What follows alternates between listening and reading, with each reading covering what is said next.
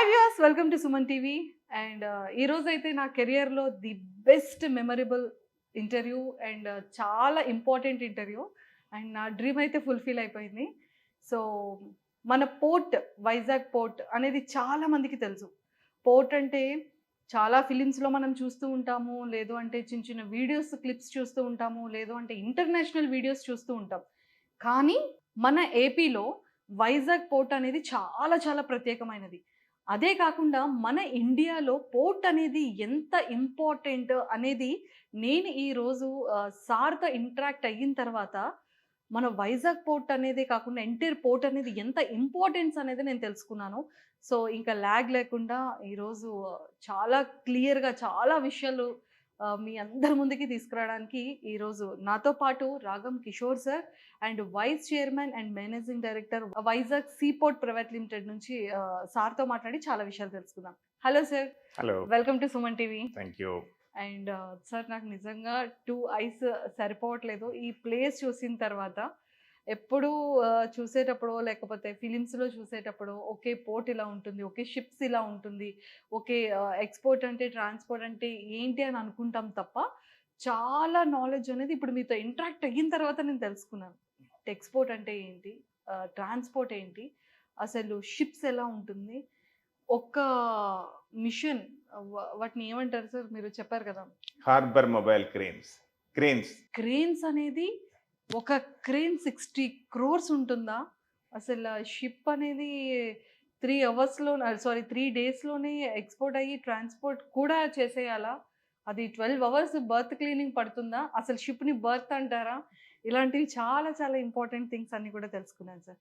So, వీటి గురించి మాట్లాడే ముందు ఒక్కసారి మీ గురించి, అంటే 19 years as a authority of India private limited కంపెనీలో వర్క్ చేశారు. అండ్ దానిని రిజైన్ చేసేసి ఇలా ఎక్స్‌పోర్ట్, ట్రాన్స్‌పోర్ట్ బిజినెస్ స్టార్ట్ చేయడానికి గల రీజన్ ఏంటి? అసలు ఎలా వచ్చారు? మీ గురించి. నేను I'm from a family of doctors అమ్మ. Okay. And professionally I was happy steel అథారిటీతో పనిచేస్తూ. స్టీల్ అథారిటీలో అంటే అది గవర్నమెంట్ ఆఫ్ ఇండియా సంస్థ, దేశమంతా బ్రాంచెస్ ఉన్నాయి. ట్రాన్స్ఫర్ అనేది చాలా నార్మల్గా ప్రతి 3 సంవత్సరాలకి జరుగుతుంది. నా 19 ఏళ్ల సుదీర్ఘ యాత్రలో ఆల్మోస్ట్ 9 సార్లు ట్రాన్స్ఫర్లు అయిపోయినాయి. అమ్మో! ఇక పిల్లలకి మాతృభాష అంటే ఏమిటో తెలియని పరిస్థితిలో ఉన్నానన్నమాట.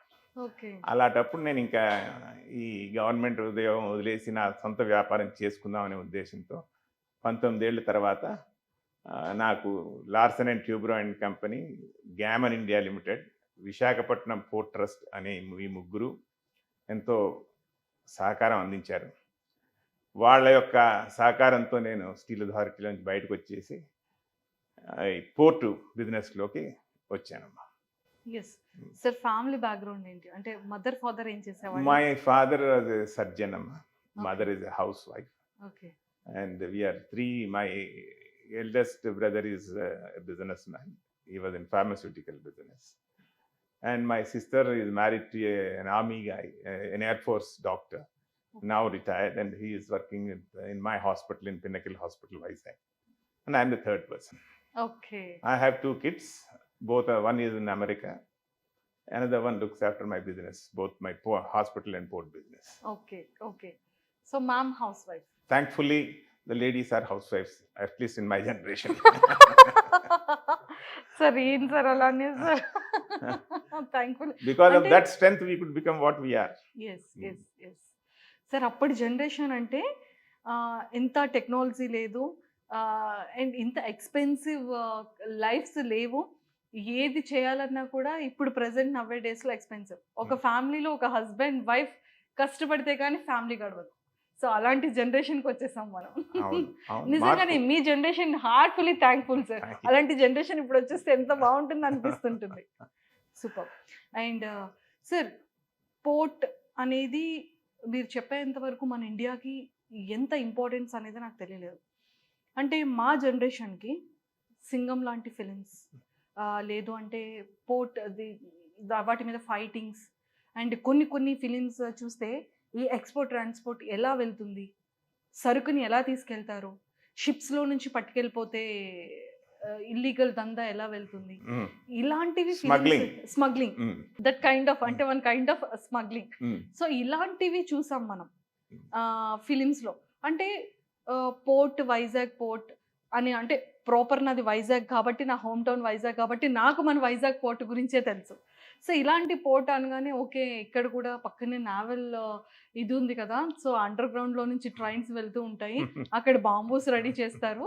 షిప్లో కూడా బాంబూస్, అంటే మన ఇండియా ఏదైనా బార్డర్ దగ్గర ఉండడానికి ఆ బాంబూస్ ఇవన్నీ చుట్టి షిప్లో నుంచే తీసుకెళ్తారేమో సేఫ్గా, సెక్యూర్గా. ఉమ్, వాటర్లో నుంచి వెళ్తుంది ఉమ్, అండ్ అలానే ట్రైన్స్ అండర్లో నుంచి కూడా వెళ్తుంది ఉమ్, అనే ఒక థాట్ ఉండేది సార్. ఉమ్. బట్ ఇక్కడికి వచ్చిన తర్వాత కంప్లీట్గా అసలు నా థాట్కి ఇక్కడ జరుగుతున్న దానికి కంప్లీట్గా డిఫరెంట్. అసలు మన వైజాగ్ పోర్ట్ అంటే ఏంటి, అసలు ఈ పోర్ట్ అంటే ఏంటి? పోర్ట్స్ అనేవి దేశ యొక్క ప్రగతికి ఆయువు పట్టువు లాంటిదమ్మా. ఒక దేశం యొక్క ప్రగతికి ఎగుమతులు ఎంత ప్రధానమో దిగుమతులు కూడా అంతే ప్రధానం. ఎగుమతులు దిగుమతులు 95% వరకు నౌకల ద్వారానే జరుగుతాయి. ఒక 5% ఎయిర్ క్రాఫ్ట్స్ ద్వారా కూడా జరగచ్చును, కానీ 95% నౌకల ద్వారానే జరుగుతాయి. భారతదేశంలో పెద్ద almost 2500 kilometres long Coast line ఉంది. చాలా పోర్ట్స్ ఉన్నాయి. 2000 సంవత్సరం వరకు పోర్ట్స్ అనేవి కేంద్ర ప్రభుత్వ పాలిత సంస్థ ద్వారా నడిపేవారు. 11 మేజర్ పోర్ట్స్ ఉండేవి, 100కి పైగా మైనర్ పోర్ట్స్. మైనర్ పోర్ట్స్ అనేవి స్టేట్ గవర్నమెంట్ కింద ఉంటాయి, మేజర్ పోర్ట్స్ అనేవి సెంట్రల్ గవర్నమెంట్ కింద ఉంటాయి. విశాఖపట్నం పోర్ట్ అనేది కేంద్ర నౌకా రవాణా విమాన సంస్థ డిపార్ట్మెంట్ కింద పనిచేస్తుంది. అండ్ మినిస్ట్రీ ఆఫ్ షిప్పింగ్ కింద విశాఖపట్నం పోర్ట్ పనిచేస్తుంది. ఈ పోర్ట్ 1933లో మొదలుపెట్టారు. విశాఖపట్నం పోర్ట్ 1933లో మొదలైంది. కాలక్రమేణా పెరుగుతూ వచ్చింది. 2000 సంవత్సరానికల్లా ఈ పోర్టు ఆల్మోస్ట్ 65 మిలియన్ టన్నుల సామర్థ్యాన్ని పొందింది. 65 మిలియన్ టన్నులు అంటే 65 × 10 లక్షలు. సో అంత సామర్థ్యం కలిగి ఉండింది. 2000 సంవత్సరంలో గవర్నమెంట్ వారు పోర్ట్ ప్రైవేటీకరణ అనేటటువంటి కొత్త ప్రక్రియను తీసుకొచ్చారు. ఎలాగైతే హైవేస్ ప్రైవేటైజ్ చేశారు, ఎయిర్పోర్ట్స్ ప్రైవేటైజ్ చేశారు, అలాగే పోర్ట్లు కూడా ప్రైవేటైజ్ చేశారు. ఈ విశాఖపట్నం పోర్ట్లో 2000 సంవత్సరంలో ప్రైవేటీకరణకి నాంది చేసినప్పుడు మీరు చూస్తుండేటటువంటి ఈ క్రియేషన్ అంతా ఒక ప్లెయిన్ గ్రౌండ్ మాకు ఇచ్చారు. ఇదంతా ఒక ప్లెయిన్ గ్రౌండ్ ఉండేది. ఓకే. దీంట్లో మేము 2 బర్తులు, ఒక water body for the ships లోపలికి రావడానికి బయటికి వెళ్ళడానికి అనుగుణంగా దాన్ని ఛానల్ అంటారు, వాటర్ ఛానల్. 16 మీటర్ల డెప్త్ ఉండేటటువంటి ఛానల్ని క్రియేట్ చేసాం. సార్ ఇప్పుడు ఈ వాటర్ అంతా కూడా ఇది మీరు క్రియేట్ చేసిన మేము క్రియేట్ చేసిన అంటే స్మాల్ రివర్ కాదు, బయట సముద్రాన్ని అలా తవ్వుకుంటూ లోపలికి వచ్చేసాం అనమాట. బయట సముద్రాన్ని తవ్వుకుంటూ ఒక వరకు ఉండేది, అక్కడి నుంచి మేము ఇంకా తవ్వుకుంటూ ఇక్కడ వరకు తీసుకొచ్చేసాం. అంటే వాటర్ అంతా సముద్రం వాటర్, ఇది కంటిన్యూస్, ఇది వెళ్ళి సముద్రంలో కలిసిపోతుంది. సముద్రంలో పార్ట్ అన్నమాట ఇది. ఓకే. కెనాల్ అంటే ఏమిటమ్మా, మీకు చాలా సులభంగా అర్థం అవ్వాలంటే చెప్తాను. రోడ్డు చిన్నది ఉందనుకోండి, చిన్న చిన్న వెహికల్స్ వెళ్తాయి, బస్సులు వెళ్ళలేవు. అదే రోడ్డు పెద్దది ఉందనుకోండి, పెద్ద పెద్ద వెహికల్స్ వెళ్తాయి, పెద్ద పెద్ద బస్సెస్ వెళ్తాయి. ఈ ఛానల్ కూడా అంతే.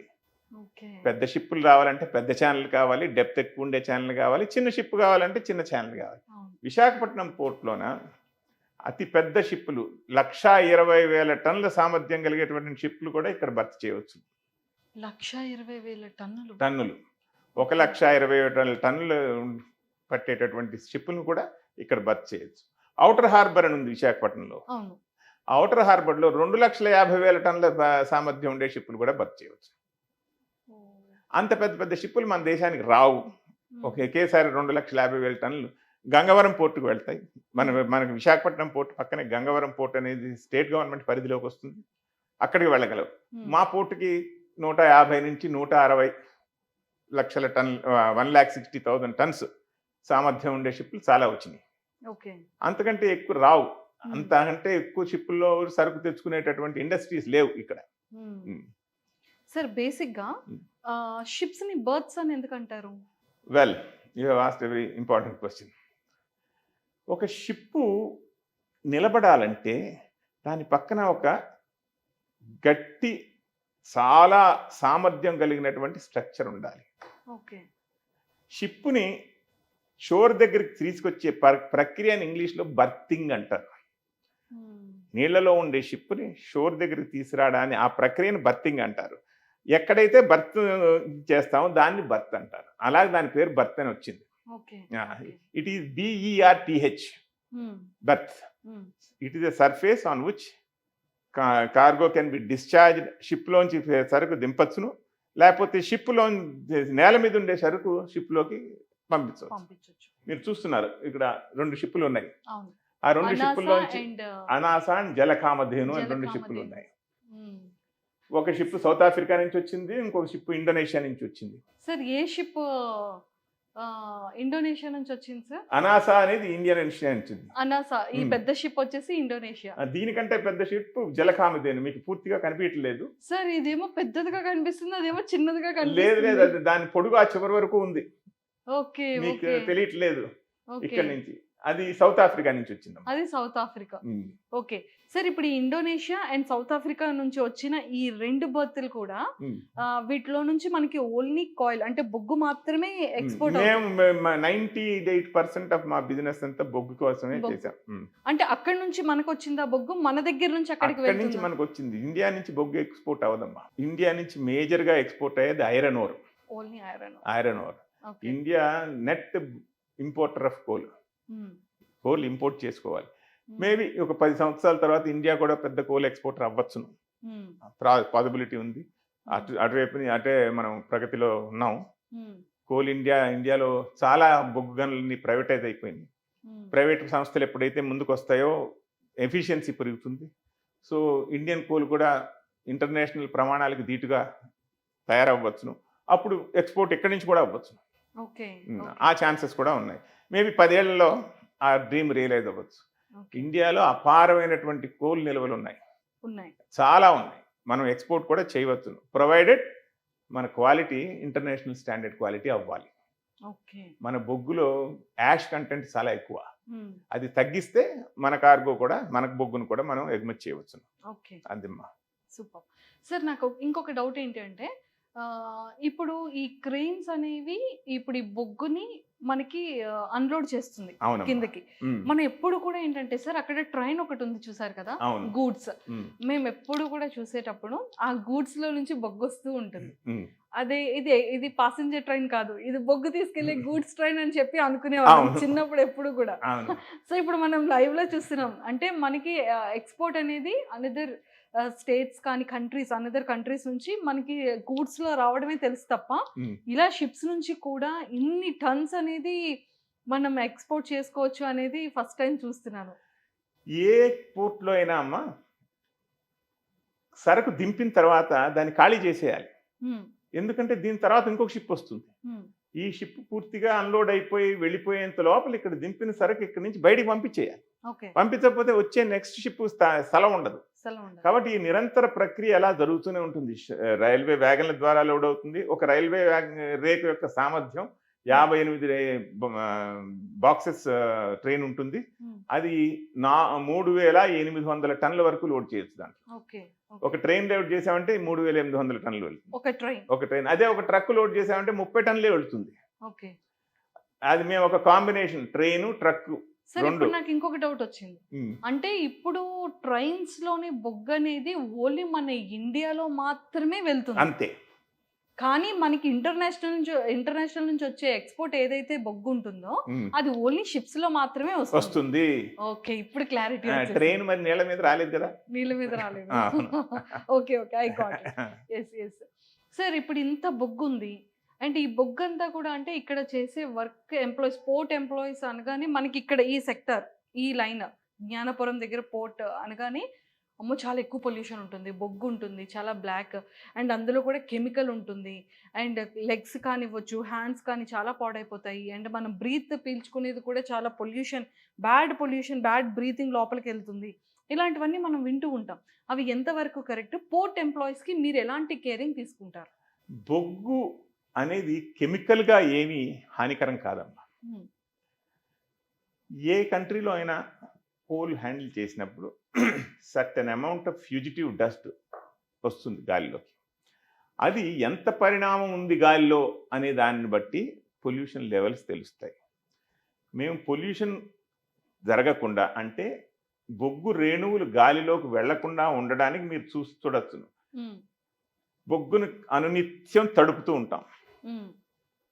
తర్వాత బొగ్గుని ఎప్పుడు పని జరుగుతున్నప్పుడు తప్ప పని జరగనప్పుడు పూర్తిగా టార్పాలిన్స్తో కవర్ చేసి ఉంటాం.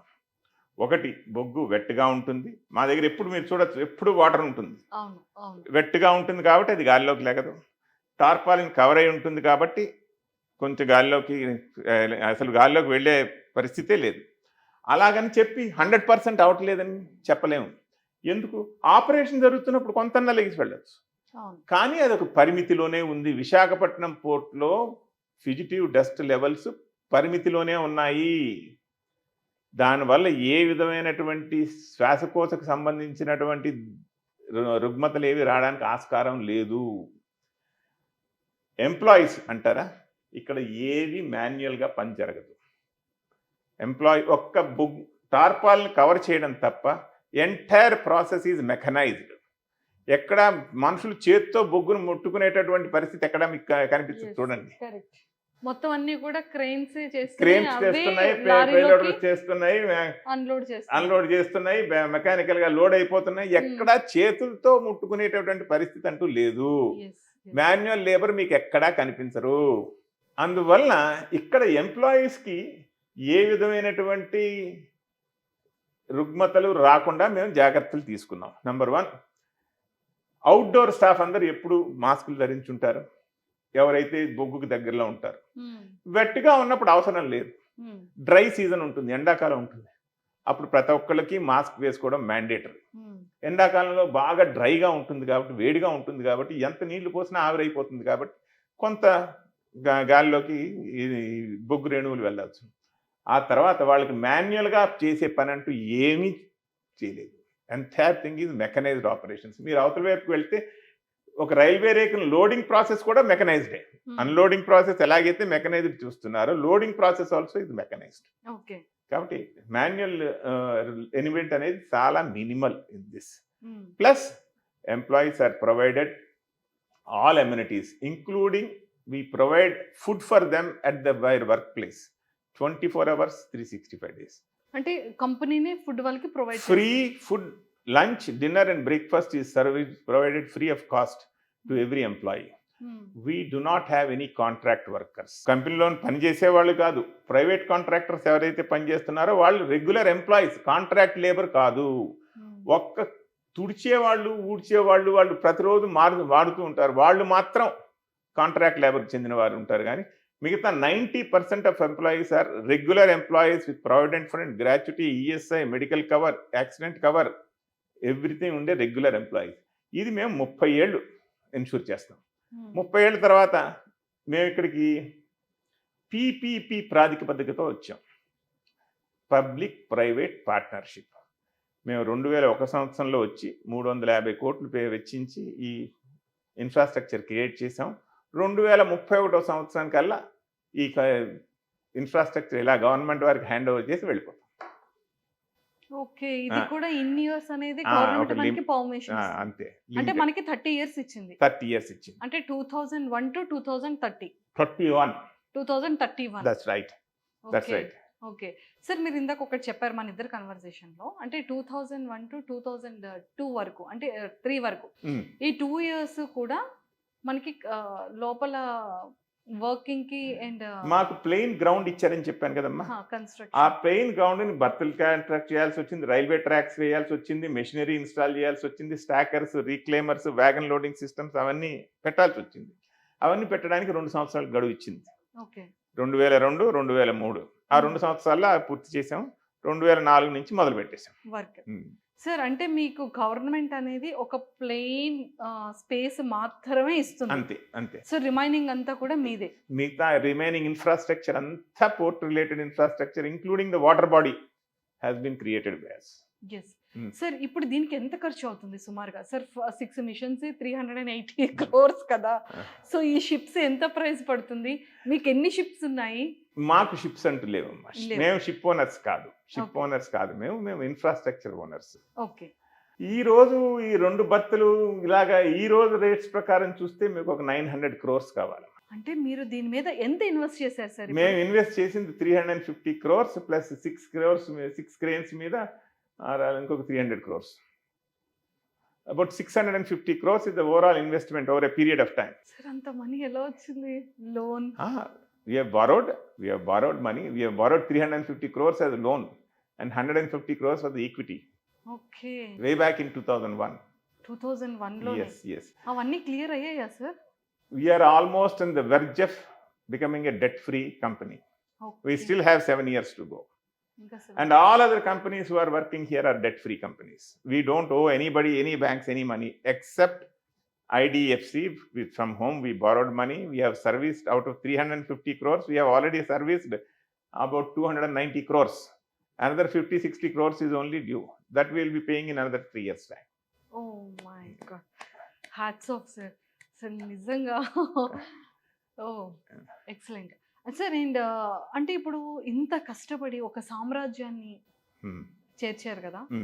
అంటే ఆల్మోస్ట్ 30 years కి దగ్గరలో ఉంది. అంటే ఆల్మోస్ట్ ఇంకా 6 years మాత్రమే ఉంది. 7 years ఉంది ఇంకా 2031 కి. సో నాకు ఒక డౌట్ ఏమొచ్చిందంటే, ఇంత సామ్రాజ్యాన్ని 31 అయిపోయిన తర్వాత, కాంట్రాక్ట్ క్లోజ్ అయిన తర్వాత ఈ సామ్రాజ్యాన్ని ఏం చేస్తారు? గ్రేస్ఫుల్ గా గవర్నమెంట్ ఆఫ్ ఇండియా వారి చేతిలో పెట్టి మేము వైదొలుగుతాం. మరి మనీ ఇస్తారా గవర్నమెంట్? ఏమి ఇవ్వరు. అయ్యయ్యో. ఈ 30 సంవత్సరాల్లో మేము పెట్టిన పెట్టుబడి దాని మీద 16% దాని మీద ప్రాఫిట్ మీరు వ్యాపారం చేసి తెచ్చుకోవాలి అనే దానికి మేము సిద్ధపడి ఈ ప్రాజెక్ట్లోకి వచ్చాం. Okay. We will be free. Our investment would make commercial sense. Okay. అలాగా కన్వర్ట్ చేసుకున్నాం. మేము లాభాలు సంపాదించాము, అప్పు తీర్చేసాం. 2031 కల్లా మా పెట్టుబడికి ఎంతైతే పెట్టుబడి పెట్టామో దానికి రావాల్సినటువంటి రాబడి ఆదాయం అనేది మేము పొందుతాం. దాంట్లో డౌట్ లేదు.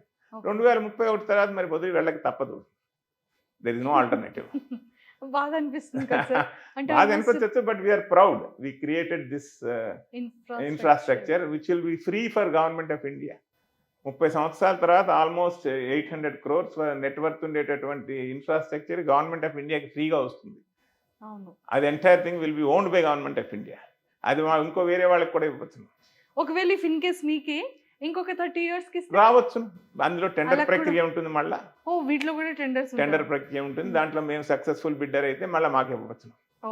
సార్ హోప్ఫుల్లీ అది మీకే రావాలని కోరుకుంటున్నాను. Another 30 years is too long అమ్మా. బికాజ్ ఎందుకంటే అంటే ఇట్స్ టూ లాంగ్ సార్. అంటే మన ఇండియాకే ఒక ప్రౌడెస్ట్ పోర్ట్ కదా సార్. సో చాలా ప్రౌడ్ మూమెంట్ అది. విశాఖపట్నం పోర్ట్ అథారిటీ అనేది ఒక యూనిక్ ఆర్గనైజేషన్ అమ్మా. గవర్నమెంట్ సంస్థ అయినప్పటికీ విశాఖపట్నం పోర్టు 5 సంవత్సరాల కిందట దేశంలో అగ్రగామి పోర్టు. తర్వాత ప్రైవేట్ పోర్టులు మన పక్కనే గంగవరం పోర్టు వచ్చింది. కొత్త పోర్టు. ఇక్కడి నుంచి కొంత కార్గో అక్కడికి వెళ్ళిపోవాల్సి వచ్చింది. వేరియస్ రీజన్స్ ఉన్నాయి. అది కూడా మన పోర్టే, అది కూడా మన దేశానికి సంబంధించిన పోర్టే. దానివల్ల విశాఖపట్నం పోర్టు ఈరోజు 3వ స్థానంలో ఉంది. ఎంటైర్ ఇండియాలోనా సార్? ఎంటైర్ వరల్డ్ లో? ఎంటైర్ ఇండియాలో మనం 3వ స్థానంలో ఉన్నాం. విశాఖపట్నం పోర్టులో operation cost the lowest in the country. ఒక వ్యాపారస్తుడు విశాఖపట్నం పోర్టు కనుక సరుకు తెచ్చుకుంటే ఇక్కడ 250 నుంచి 300 రూపాయలు పర్ టన్ను ఖర్చు అవుతుంది అతనికి. మిగతా ప్రాంతాలతో పోర్టు చూస్తే మనం చాలా తక్కువ కాస్ట్కి మనం. తర్వాత విశాఖపట్నం పోర్ట్ అథారిటీ మేనేజ్మెంట్ చాలా ప్రోగ్రెసివ్. వాళ్ళు ఎన్నో మార్పులు తీసుకొచ్చారు. గవర్నమెంట్ సంస్థలు అయ్యింది. విశాఖపట్నం పోర్టులో మాలాంటి ప్రైవేట్ ఆపరేటర్స్ ఇప్పుడు 10 మంది ఉన్నారు. మేము 2001లో మేము వచ్చినప్పుడు మేము ఫస్ట్. ఇప్పుడు 2024లో మాలాంటి వాళ్ళు 10 మంది దాకా ఉన్నారు.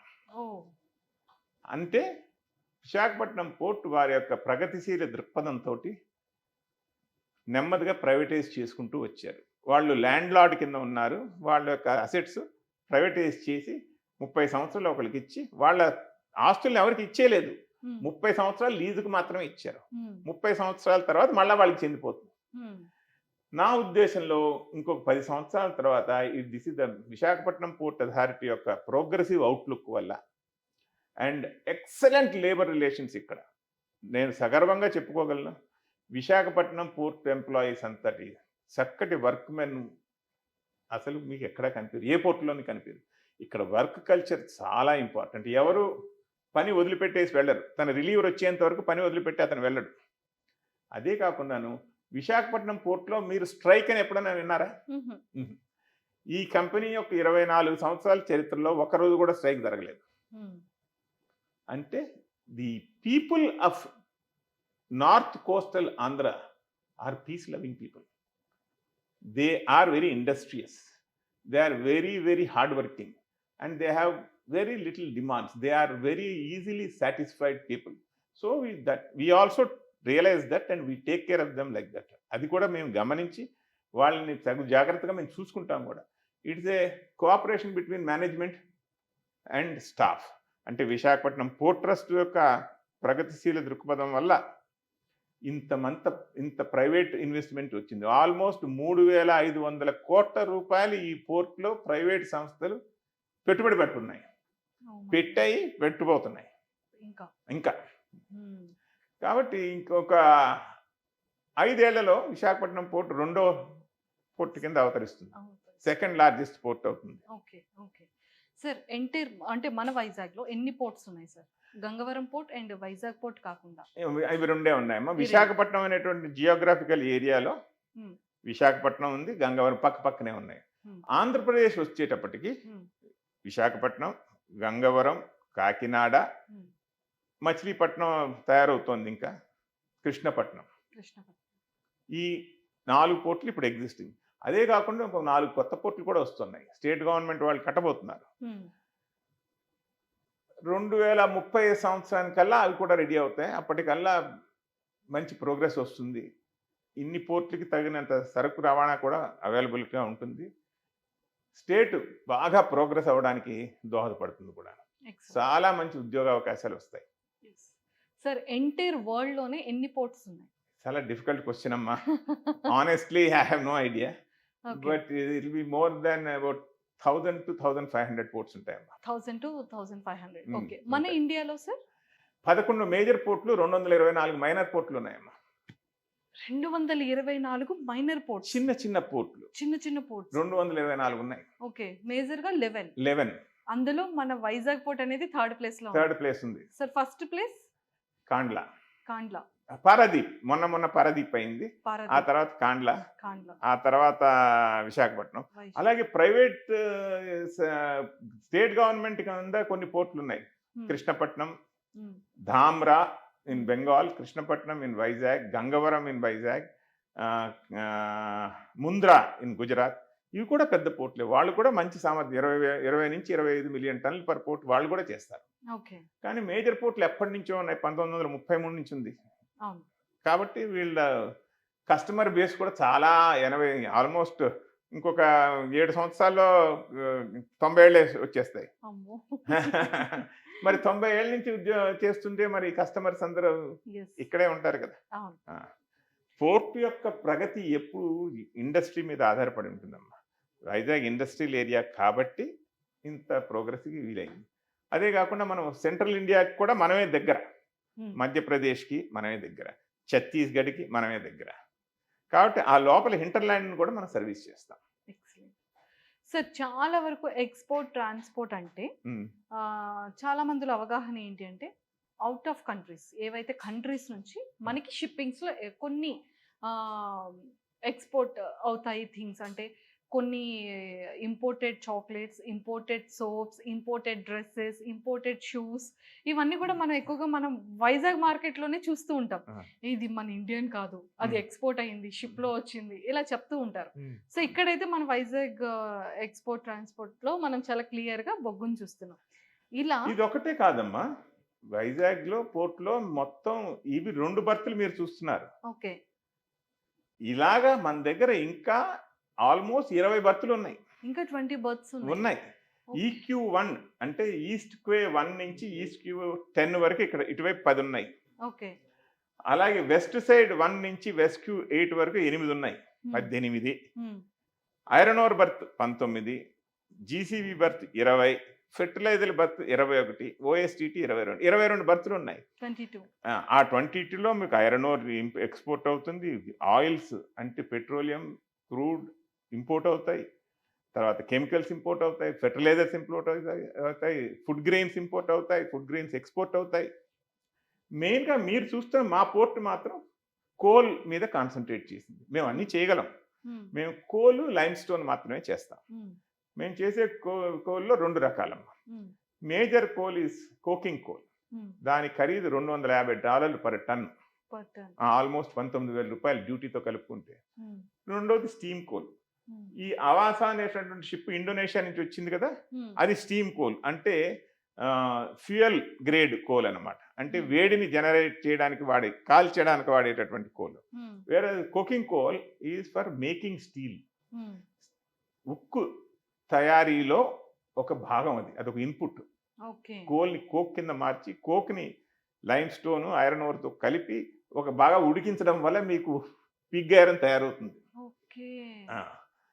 It is a part of input in to making of steel. Okay. కాబట్టి దాని ఖరీదు ఎక్కువ. మీరు చూడవచ్చును, అది పూర్తిగా ఒక వేరే జాగాలో పెట్టుంది. అది కంప్లీట్ గా కలర్ అండ్ పౌడర్ లా ఉంది. ఆ పౌడర్ లా ఉంది, ఇది కొంచెం రాళ్ళలాగా ఇవి ఉంటుంది. రాళ్ళలా ఉంది. మేము ఈ కుకింగ్ కోల్ ఎక్కువ మేము ఓన్లీ ఒక బర్త్ ఈక్యూ8 బర్త్ ఉంది కదా, హ్మ్. జలకామధేను ఉంది కదా, హ్మ్. అక్కడి నుంచి అన్లోడ్ చేస్తాం. ఓకే. ఇండోనేషియన్ కోల్ అంతా ఈక్యూ9 ఉంది కదా, దీని నుంచి అన్లోడ్ చేస్తాం. రెండింటిని పూర్తిగా సపరేట్ గా ఉంచుతాం. ఓకే. ఓకే. అందుకని అది డైరెక్ట్ గా ఇక్కడ హాపర్ ఉన్నది ద్వారా అంతా మెకనైజ్డ్ అది. వెళ్తే అలా వెళ్ళిపోతుంది. అవును. ఇది ఇక్కడ నుండి డైరెక్ట్ గా అన్లోడ్ చేస్తుంది. అన్లోడ్ చేసి ట్రక్కుల్లో వెళ్ళిపోతుంది. మీరు ట్రక్కుల్లో చూస్తూ వెళ్ళిపోతుంది. సార్ ఇక్కడ ఏమేనంటే వాటర్ ఉంది కాబట్టి మనకు అంత ఫైర్ ప్రాబ్లం ఉండదు. ఉమ్.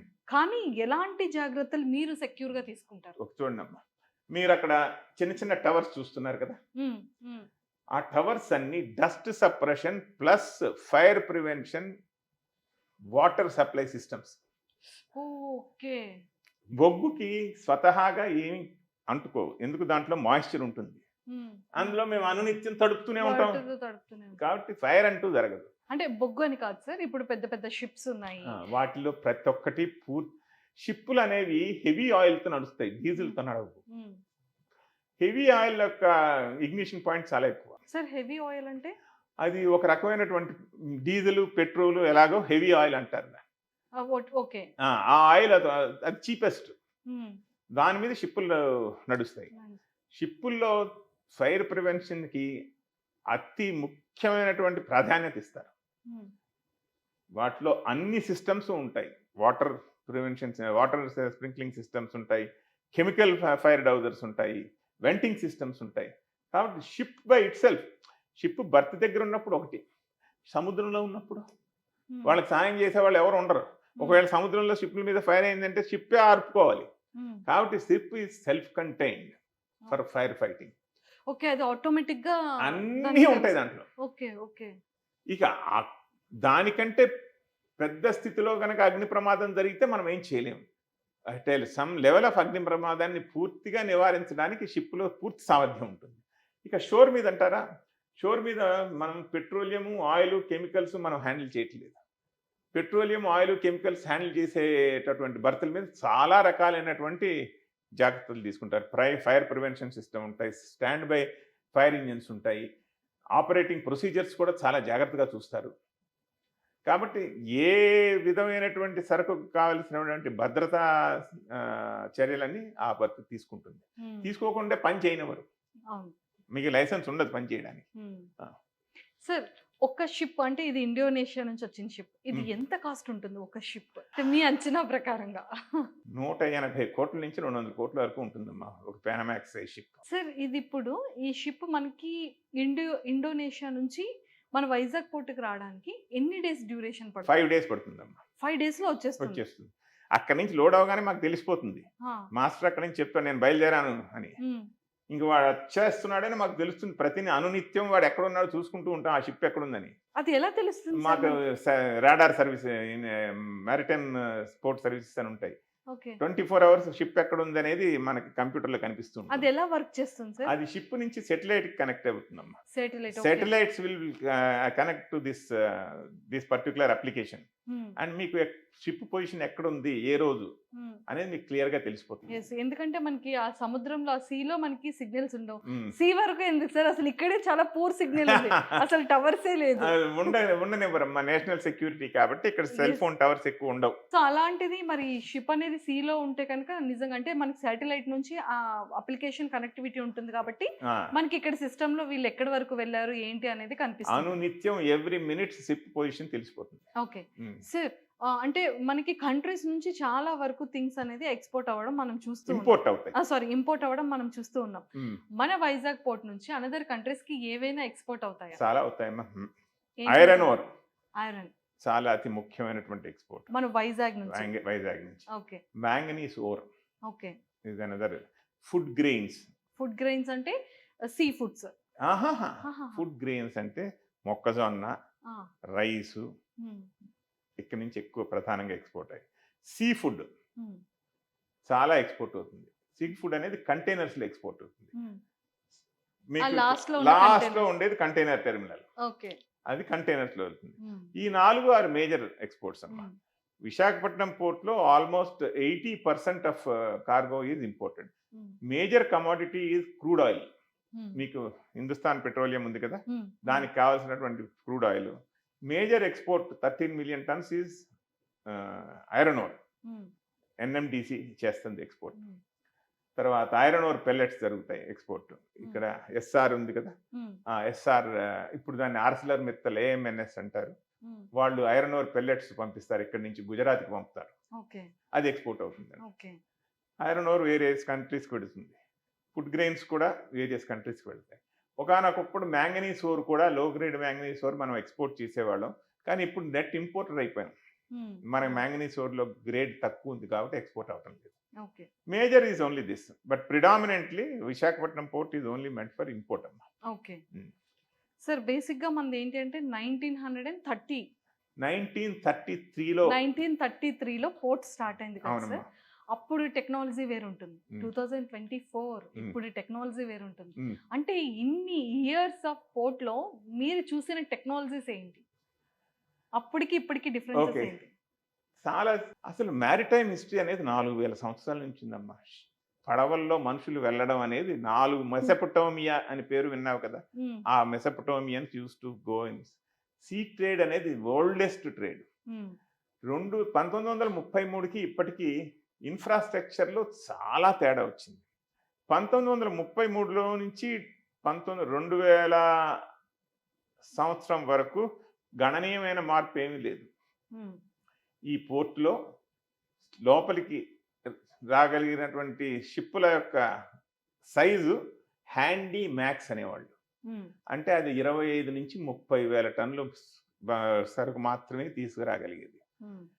2000 సంవత్సరంలో నుంచి మొదలుకొని 20,000 కాస్త 30,000 అయింది, 30,000 కాస్త 50,000 అయింది, 50,000 కాస్త 60 అయింది, 60 నుంచి 75, 80, 150,000 వరకు వెళ్ళిపోయింది. కాబట్టి పోర్ట్లో basic infrastructure is depth of the water and supporting system. పెద్ద పెద్ద షిప్పుల్ని కట్టేసిన తర్వాత షిప్ మీద బోల్డని ప్రెజర్స్ ఉంటాయి. ఆ ప్రెజర్స్కి తట్టుకోగలిగినటువంటి మూమెంట్కి తట్టుకోగలిగినటువంటి బర్తులు కూడా కట్టాలి. ఇవన్నీ కట్టడమే కాకుండా ఇప్పుడు మీరు చూస్తున్నారు కదా ఈ క్రేన్స్, మీకు పోర్ట్ అంతా క్రేన్స్ కనిపిస్తుంటాయి. 2000 సంవత్సరంలో ఒకటి కూడా ఉండేది కాదు. అందరూ షిప్ యొక్క లేదు, షిప్ మీద కూడా క్రేన్ కనిపిస్తుంది కదా. షిప్ క్రేన్ యొక్క కెపాసిటీ గంటకది నువ్వు 100 టన్స్ చేస్తే చాలా ఎక్కువ. వేరేది షోర్ క్రేన్ గంటకి 500 నుంచి 800 వరకు చేస్తుంది. Shore cranes is the biggest technological change అమ్మా. All these are German make లీబర్ కంపెనీ. ఇండియాలో తయారు చేసే సామర్థ్యం లేదు. ఈ క్రేన్స్ అనేది రావడం అనేది ఒక గణనీయమైన మార్పు. తర్వాత stackers, reclaimers, mechanised loading and mechanised unloading is the major technological change I have seen it. Okay. I was in this port from in Steel Authority from 1992 to year 2000. At that point of time మేము రోజుకి ఒక 5,000 టన్నులు కనుక discharge చేయగల ship నుంచి దింపగలిగితే మా boss మాకు party ఇచ్చేవాళ్ళు.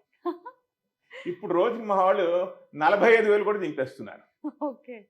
ఎక్కడ 5,000? మరి ఇప్పుడు మీరు పార్టీ ఇస్తున్నారా? మరి నా ప్రతిరోజు 45,000 చేస్తుంటే ప్రతిరోజు ఎక్కడ ఇస్తాం పార్టీ? 50,000 చేస్తే ఇస్తాం. ఓకే. అది ప్రగతి. మీరు అడిగారు కదా, అప్పటికి అవును. ఇప్పటికి చాలా- capacities have grown multifold. Yes.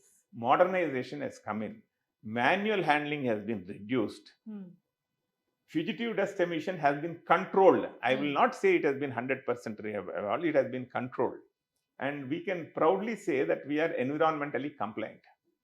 Non-compliance గురించి ఇంతవరకు ఎక్కడ డస్ట్ అనేది విశాఖపట్నం పోర్ట్లో, Visakhapatnam is a polluted city because we are in a bowl. మీకు అటువైపు ఒకటి ఇటువైపు ఒకటి 2 కొండల సముదాయం కనిపిస్తుంది. అవును. దాని మధ్యలో బౌల్లో మీరు ఉన్నారు. Hmm. మీకు అటు నుంచి గాలి ఇటు నుంచి గాలి చాలా అడ్డేస్తుంది. Hmm. అందువల్ల ఫ్లో ఆఫ్ ఎయిర్కి ఆస్కారం తక్కువ. అందువల్ల ఆ బౌల్ ఎఫెక్ట్ వల్ల కొంచెం పొల్యూషన్ మన దగ్గర ఉంది. కార్బన్ డైఆక్సైడ్, సల్ఫర్ డైఆక్సైడ్ ఇవన్నీ కూడా ఎయిర్ పొల్యూషన్ చాలా ఉంది, Hmm. కానీ కంట్రోల్లో ఉంది. ఓకే. ఆ. సార్, మీ 24 ఇయర్స్ మన వైజాగ్ సీపోర్ట్ సర్వీస్లో ఎక్స్పోర్ట్ ట్రాన్స్పోర్ట్ బిజినెస్ అనేది అంత ఈజియెస్ట్ కాదు, చాలా టఫెస్ట్. కాకపోతే సీస్లో వస్తుంది, సముద్రాల్లో వస్తుంది. 5 days అవ్వచ్చు, 10 days అవ్వచ్చు, country based on country and distance kilometres. కానీ ఎప్పుడైనా సరే అన్ఎక్స్పెక్టెడ్ తుఫాన్ ఇలా వచ్చేటప్పుడు ఇప్పుడు మీకు మామూలు టెన్షన్స్ ఉండవు. వీళ్ళు ఎంత సేఫ్ వస్తున్నారు, సెక్యూర్స్ ఏంటి, ఇవన్నీ చూస్తూ ఉంటారు. మీరు ఫేస్ చేసే థింగ్స్ ఏవైనా ఉన్నాయా? చాలా అలాంటి ఫేస్ situation. చేసాం. ఎస్. ఏమొచ్చినా ఫేస్ చేయడానికి రెడీ అయిపోతాం ఆ టైంలో. ఆ టైంలో. Hmm. పోర్టు కట్టినప్పుడే తుఫానులు, టైడల్ వేవ్స్ వీటన్నిటికీ తట్టుకునే సామర్థ్యం ఉండేటటువంటి పోర్టు నిర్మాణాన్ని చేస్తాం. ఎక్విప్మెంట్ కూడా ఆ యొక్క ఉధృతికి తట్టుకునే విధంగా చేస్తాం. ఆ జాగ్రత్తలన్నీ ముందే తీసుకుంటాం. షిప్ అంటారా, షిప్ ఎటువంటి, ఈరోజు మోడర్న్ షిప్ తుఫాను వల్ల మునిగిపోయిందని మీరు ఎక్కడ విని ఉండరు. Ships construction is such a way, షిప్లో ఉండే సేఫ్టీ ఫ్యాక్టర్స్ ఎన్ని ఉంటాయంటే అది మునగడం ఆల్మోస్ట్ అసాధ్యం. ఓకే. ఎంత పెద్ద తుఫాను ఉన్నా అది మునగడం అసాధ్యం. ఎందుకంటే షిప్ వెనక పవర్ఫుల్ ఇంజన్స్ ఉన్నాయి. ఆ పవర్ఫుల్ ఇంజన్స్ ఎప్పుడు పనిచేస్తూ ఉండడం వల్ల ఆ షిప్ అలా ముందుకు వెళ్ళిపోతూ ఉంటుంది, కానీ ఒక చోట మునిగే ఆస్కారం లేదు. షిప్ మునగదు. షిప్లోకి వాటర్ కనుక వెళ్ళిపోయిందంటే, ఎక్కడైనా కన్నంబడి వాటర్ వెళ్ళిపోయిందంటే అప్పుడు మునుగుతుందే తప్ప, షిప్ ఫుల్గా సీల్డ్గా ఉన్నప్పుడు hydrodynamically it will not sink at all. కాబట్టి వాళ్ళు ఏనికి భయపడరు. ఇక పోర్ట్లో అంటారా, one of the biggest challenge పోర్ట్స్కి ఏమిటి అంటే సైక్లోన్స్. హుడ్ అనే సైక్లోన్ మీరు విన్నారు కదా. అప్పుడు నీళ్లు సముద్రం నుంచి టైడల్ వేవ్ తో నీళ్లు ఈ బత్త మీద దాటి ఇలా వచ్చేసినాయి లోపలికి, ఇక్కడ దాకా వచ్చేసినాయి నీళ్లు. అయినా మేము తట్టుకున్నాం. 1 గంట సేపు అలా ఉన్నాయి, తర్వాత వెనక్కి వెళ్ళిపోయింది. అంటే వేవ్ లాగా రాలేదు, కొంచెం వాటర్ ఇలా పైకి వచ్చింది. అప్పుడు షిప్పులన్నీ తీసుకెళ్లి బయట కట్టేశాం.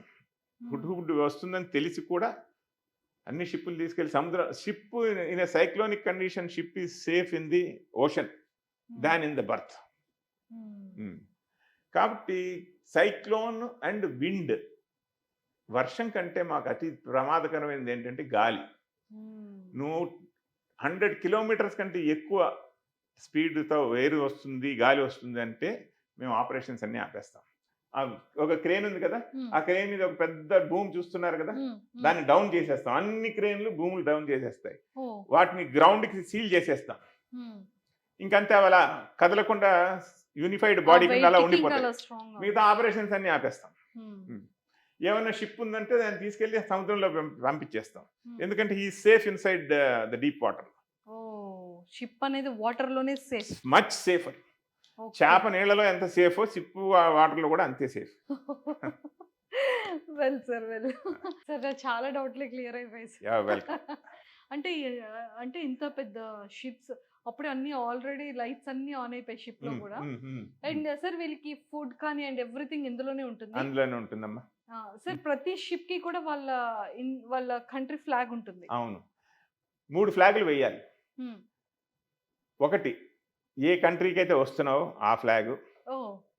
ఏ కంట్రీలో ఓనర్షిప్ ఉందో ఆ ఫ్లాగు, Hmm. షిప్ ఆపరేట్ చేస్తుందా లేదా అనడానికి ఇంకో 3 ఫ్లాగులు. 3 ఫ్లాగులు ఉంటాయి. ఆ ఫ్లాగుల యొక్క పొజిషన్ బట్టి మీరు ఒక ఫ్లాగ్ ఉంటారు, సెయిలింగ్ ఫ్లాగ్ అంటారు దాన్ని. ఆ ఫ్లాగ్ వేస్తే అందరికీ తెలిసిపోతుంది, ఆహా ఈ షిప్ సెయిల్ బయటికి వెళ్ళిపోవడానికి రెడీగా ఉంది అని. Hmm. అదొక ఫ్లాగ్. Hmm. ఏ నేషన్కి చెందింది షిప్పు? ఈ అనాసా అనే షిప్ ఫిలిప్పీన్స్ వాళ్ళది Hmm. కాబట్టి ఫిలిప్పీన్స్ ఫ్లాగ్ ఉంటుంది. ఇండియాలోకి వస్తుంది కదా, కాబట్టి ఇండియన్ ఫ్లాగ్ కూడా వస్తుంది. సార్ ఇది ఎంత బాగుంది కదా. ఖచ్చితంగా ఏ కంట్రీ నుంచి మనకి ఏ సరుకు వచ్చినా కూడా మన ఇండియన్ ఫ్లాగ్ అనేది వేయక తప్పదు, వేయక తప్పదు.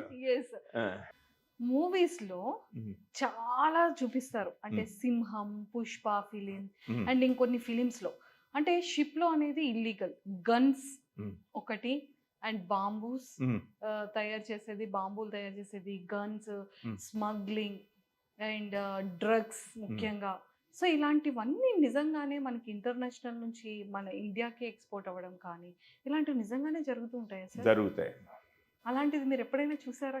మా దగ్గర ఎప్పుడు ఆస్కారం రాలేదు. అది రాలేదు బికాజ్ మీది ఇది కాబట్టి, బొగ్గు కాబట్టి. మీకు తెలిసినవి? నాకు తెలియగా విశాఖపట్నం పోర్ట్లో ఎప్పుడు జరగలేదమ్మా. స్క్రాప్ ఇంపోర్ట్ చేసినప్పుడు ఇలాగా అన్వాంటెడ్ అన్ఎక్స్ప్లోడెడ్ బాంబ్స్ అలాంటివి రావడం జరుగుతుంది, కానీ ఇప్పుడు విశాఖపట్నం హిస్టరీలో ఎప్పుడు లేదు. స్మగ్లింగ్ అంటారా, అది ఎవరికి తెలియదు. It's an illegal activity, world over it happens. దాన్ని ఎవరు ఆపలేరు. Prevention of smuggling is the basic job of customs. కానీ నాకు ఇప్పటికీ డౌట్ ఏంటంటే సార్, ఒక నోట్ ఇస్తారు అంటే లైక్ కరెన్సీ, దాన్ని ఆఫ్ చేస్తారు, ఆ నెంబర్ ఇక్కడ ఉన్నది మళ్ళీ అక్కడికి వెళ్ళి ఆ నెంబర్ ఇవన్నీ టెక్నిక్స్ అనమాట. మీరు సినిమాలో చూస్తుంటే ఆ రెండు మ్యాచ్ చేసుకుంటే ఆహా ఇది మనవాడి, వీడు మనవాడే అని నిర్ధారించుకున్నాడు. ఇవన్నీ సినిమాల్లో చూపిస్తారు, నిజ జీవితంలో ఇలాంటివి. సార్ నాకు ఇంకొక డౌట్ వచ్చింది సార్. చెప్పమ్మా. అంటే నావెల్ ఉంది అండ్ అంటే నావెల్ ఆర్మీ అనేది మన ఇండియన్ సెక్యూరిటీ. అంటే ఈ రోజు మన ఇండియన్ పీపుల్ అంతా ఉన్నాము ఇంత హ్యాపీగా అంటే yes our armed forces are the pride. So అలాంటిది ఫ్లైట్స్ లో నుంచి యుద్ధం జరిగేది మనం చూసాం, అలాగే షిప్స్ నుంచి కూడా ఏమైనా జరుగుతాయా? విశాఖపట్నం ఈస్టర్న్ నేవల్ కమాండ్ యొక్క హెడ్ క్వార్టర్స్ అమ్మా. వార్ షిప్స్ అని ఉంటాయి మీకు అవతల వైపు, చాలా ఉన్నాయి. జలంతర్గాములు, వార్ షిప్స్, సబ్మెరైన్స్ అవన్నీ ఉన్నాయి. సీ వార్ఫేర్ అనేది very very important element of deterrence.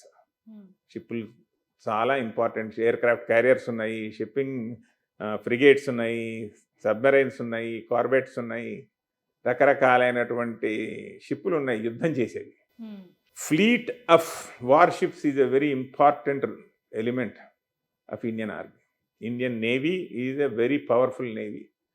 5th or 6th most powerful Navy in the world. దానికి command centre Vizag. Eastern side ఇండియాలో command is Vizag, western command is in Bombay. Okay okay yeah sir. Export transport ఇలా shippings లో చేయాలి అంటే దీనికి experience ఉండాలా, business strategies తెలియాలా? Export and import is a very risky business అమ్మా. When you are importing, you do not know who the importer is. So you believe somebody that he is the person who is exporting from there to this country. అలాగే India నుంచి బయటికి పంపించాలంటే ఎవరికి పంపిస్తున్నావు? నీకు మన ఇద్దరం కూర్చున్నట్టు మాట్లాడుకుంటూ బిజినెస్ జరగదు. Internet most of it on టెలిఫోన్లో జరుగుతుంది, తర్వాత డాక్యుమెంట్స్ ద్వారా జరుగుతుంది. ఎక్స్పీరియన్స్ అనేది చాలా ఇంపార్టెంట్. అనుభవం లేకుండా ఎగుమతి దిగుమతిలో పెద్ద ఎత్తున వెళ్ళకూడదు. పూర్తిగా అనుభవం సంపాదించిన తర్వాత it's a question of trust.